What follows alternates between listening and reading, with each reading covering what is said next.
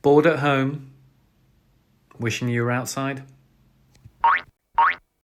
Since home is the safest place to be right now, I've got a game that will keep you and the family entertained for hours. All you need is a piece of paper and something to draw with. Fold the paper in half lengthways, then turn it round and fold it in half again and again. Cut strips for as many players as you have and you're ready to go. The first thing you're going to be drawing is the head, so draw any head down to the neck. Fold it over and make sure you've left a couple of indication lines for the next player. Pass it on. Next up, you're drawing the torso down to just above the belly button. Again, fold it over, pass it on to the next player. Then you're drawing the waist down to just below the knees.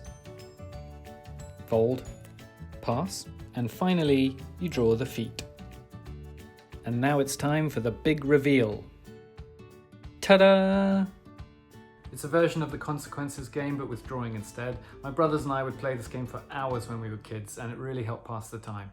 So have fun and be sure to recycle the paper when you're done.